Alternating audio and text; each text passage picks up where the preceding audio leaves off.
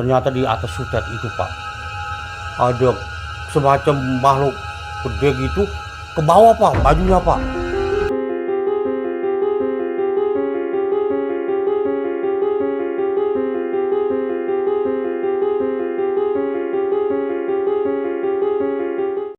Salam Kelam Jiwo. Kembali lagi bersama gua Bowo di channel YouTube Kelam Jiwo. Nah, sobat Kelam Jiwo, sudah banyak nih subscriber Kelam Jiwo yang sudah mengirimkan DM bahkan email untuk mengundang kembali narasumber kita, yaitu Pak Aris. Yuk kita sapa dulu yuk Pak Aris. Pak Aris, apa kabar Pak? Alhamdulillah baik.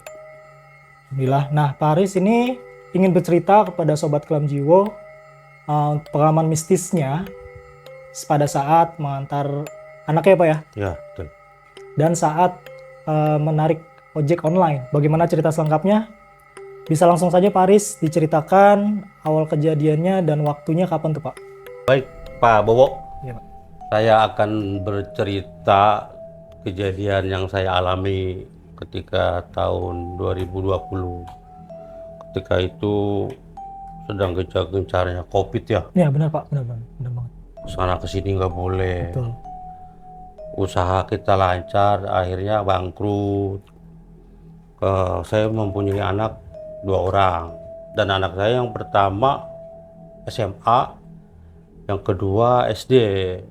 Nah, yang SMA ini pada suatu malam Jumat dia mau pergi les Pak. Oke. Mau pergi les ya biasalah kalau anak sekolah kalau nggak ditambahin dengan les-les ya kemampuan berpikirnya berkurang mungkin ya.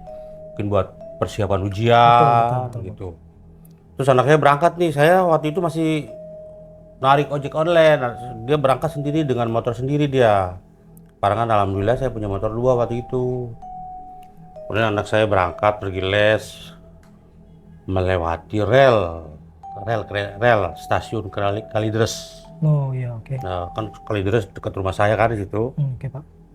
Stasiun Kalideres kemudian anak saya menuju Kampung Gaga. Ya, Kampung Gaga di situ ada namanya kalau orang Semanan bilang mah tembok bolong lah ya bilang gitu ya. Bisa dilalui dengan motor. Dan anak saya berangkat tuh ke tempat kursusnya bersama teman-temannya. Terus saya waktu itu masih ojek online masih di luar lah, di luar jangkauan dia. Karena jam kursusnya itu mungkin agak lama ya, mau balik ke rumah itu jam 8. Saya ditelepon dia sama anak saya nih, "Bapak, jemput saya mau pulang."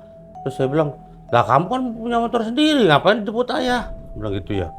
"Oh, kakak takut," gitu ya. "Ya udah, ayah jemput," gitu.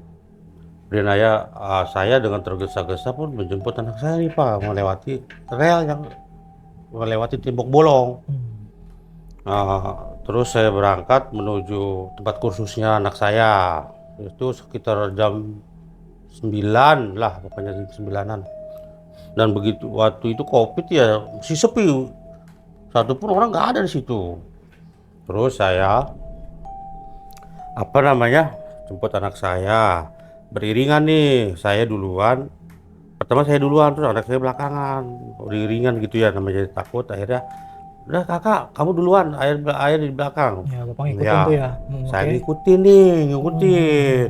Kira-kira bus begitu, saya lihat udah mau nyebrang rel itu banyak orang tuh. Padahal tadinya itu biasa-biasa aja gak ada orang. Karena waktu itu COVID ya sepi. Sepi kan ya. Terus orang pada nongkrong di rel. Pada main gaple, pada minum, Rame lah gitu ya, Pak Rame ya? lah suasananya kayak seperti orang nongkrong lah. Sekitar ada 10 orang. Saya mah nggak sadar, saya mah berangkat aja udah kirain itu mereka temen orang-orang bukannya suatu hal yang goib ya. Iya benar. Anak saya berangkat karena rel itu nanjak begitu ya. Saya di belakang, tiba-tiba tuh motor anak saya tuh pas di antara sela-sela rel mati. Di tengah-tengahnya berarti Ya, Pak? tengah-tengahnya dan samping saya itu banyak orang-orang di situ tuh. Kemudian, "Kenapa kak? Ayah motor kakak mati." Itu saya berhenti nih. Ya bener udah kamu kesana dulu dah. Jangan di rel. Saya hidupin tuh motor. kayak hidup-hidup. Kemudian udah saya dorong. Pas saya dorong itu tuh, pas saya lagi dorong tiba-tiba itu kereta datang, bejus. Selang seperti nggak ada sedetik.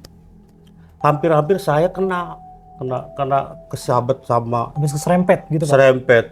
Tapi saya alhamdulillah cuma jatuh doang Pak. Motor saya jatuh. Anak saya nangis, ayah, katanya. Takut dia Pak ya. Takutan dia. Terus saya udah kagak nggak bisa ngomong apa-apa dah. Terus tiba-tiba saja yang orang-orang yang nongkrong itu ternyata nggak ada orang di situ.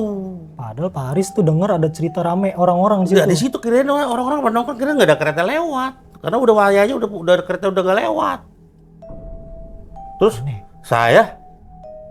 pas udah saya jatuh, motor saya jatuh, tahu ternyata di itu masih banyak rumah penduduk. Bapak, digituin saya. Tadi saya tegur, saya bilangin Pak ada kereta Pak, kenapa Bapak nggak lihat, nggak dengar? Astagfirullahaladzim, saya langsung nangis saya.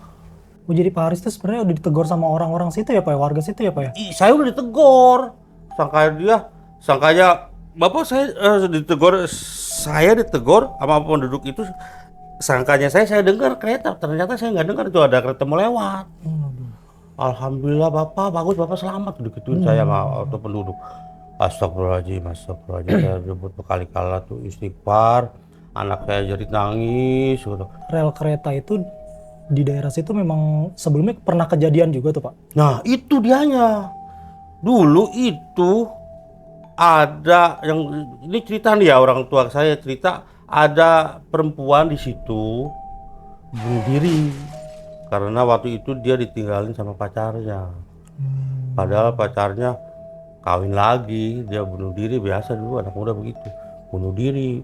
Itu semua palanya bisa, kakinya bisa, semuanya di situ. Makanya sampai sekarang nih, itu rel yang di tembok Bolo Alam serem masih. Kalau kita berangkat sendiri, kita kudu ingat. Akhirnya setelah kereta itu lewat jauh, saya duduk dah termenung. Saya baru ngucap astagfirullahaladzim. Shock Pak ya? Shock banget saya. Setelah sampai di rumah ya udah biasa, seperti kayak nggak kejadian apa-apa nih. Saya udah istirahat, minum yang banyak, air hangat. Udah habis minum rapi, saya ketiduran nih. Nah, posisi sponsel saya sih masih nyala ini. Saya waktu itu kan masih narik, masih nyala. Oke. Terus saya ketiduran. Setelah saya tidur, tiba-tiba tuh selang sekitar jam 10 malam. Jam 10 malam waktu Covid masih sepi. Sepi, bener sepi Nggak banget. ada yang datang, yang lewat, ataupun ada kendaraan yang lewat. Tahu-tahu bunyi ojek online saya. Ring. Ada yang pesenan martabak telur. Terus saya bilang, ini saya ambil jangan ya, udah malam ya. Tapi karena waktu itu saya lihat alamatnya dekat di Duri Kosambi. Wah, Duri Kosambi dekat, 10.000 lumayan nih, saya bilang. Ya, samperin lah nih ke martabak telur. Setelah kelar saya berangkat. Lihat ini Google Map, saya lihat Google Map terlalu jauh, muter-muter ke Grand Lake, kemana gitu ya. Saya potong jalan nih Pak, lewatin Jepondo. Saya tahu jalan lah pokoknya itu, lewatin Jepondo yang mau ke arah TSI, Taman Semanan Indah. Di situ kan ada Sutet, namanya siapa dah? Sutet Pak. Sutet ya? Sutet ya, Sutet ya. Sutet seperti ini jalanan Pak. Oke. Ya, jadi kita ngelewatin terowongan Sutet, kalau ada terowongan itu Sutet ya. Di sini kita jalan. Oh, motong jalan lewat dalam nih berarti lewat nih. dalam nih, lewat Jepondo nih. Saya tanpa ragu-ragu, saya jalan aja lewatin situ. Ternyata saya lihat kiri kanan memang posisinya udah pada gelap. Terus saya lewat situ aja udah. Ya biasa, hati bacaan namanya takut. Ojek online, ternyata pas saya mau ngelewatin Sutet itu tuh Pak, ya. Motor yang saya buat ngojek itu mati Pak, dadakan Pak. Mendadak mati Pak. Berarti Mendadak mati. Terus kok ini mati motor? Ada apaan? Ternyata bulu kuduk saya merinding Pak. Masa iya ada inian sih, setan apa? Subhanallah, Allahu Akbar. Astagfirullahaladzim. Ternyata di atas Sutet itu Pak, ada semacam makhluk gede gitu ke bawah Pak, bajunya Pak. rambutnya sampai ke bawah Pak, nggak sambil nguncang-nguncang anggi Pak. Sambil nguncang-nguncang Pak. Jadi sosoknya tuh besar banget Pak. Besar. Nah, besar banget Pak. Jadinya kayak kuntilanak, saya pun nggak ngerti kuntilanak seperti apa. Yang penting saya lihat tuh makhluk seperti itu tuh serem. Giginya kayak gigi harimau Pak. Taring gitu Pak. Matanya pun bukan kayak ukuran mata kita, mata gede gitu Pak. Saya nggak ngerti itu pokoknya makhluk apa itu, tapi nyatanya saya takut, motor saya mati. Tahu, tiba-tiba motor saya mati, saya buang ke samping karena kiri kanannya itu got, solokan air ya. Motor saya cabut, yang pesan orang saya ambil, HP saya memang saya taruh di kantong.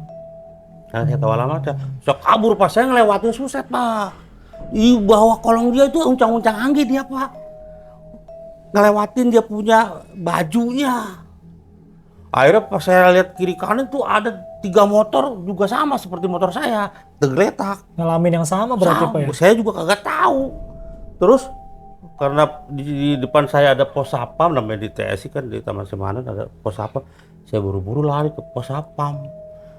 Saya ditepak, pok, biar sadar. Terus saya ucap astagfirullahaladzim. Kemudian, Pak, kenapa Pak? Pak, saya bilang itu ya, Masya Allah. Pas saya ngelihat makhluk kayak, medi apa gimana, saya mau medi lah. Tuh Pak, liatin Pak. Saya dikasih tahu, temen-temen Bapak tuh 3 orang pingsan. Sama kayak Bapak, dia bilang gitu ya. Ngelihat juga. Terus astagfirullahaladzim, saya langsung getar saya. Badan saya pada getar semuanya. Jangan lewat situ Pak kalau malam Jumat, apalagi sekarang lagi sepi. Akhirnya saya ngos-ngosan saya. Udah yuk, saya pengen tahu makhluknya seperti apa sih, kata sapam kayak gitu ya. Security-nya ya? Saya nggak mau, saya takut, saya bilang gitu ya. Ayo sama saya, emang Bapak berani? Ayo sama saya, dia bilang gitu ya. Akhirnya udah Pak, saya di belakang ya, saya bilang gitu ya.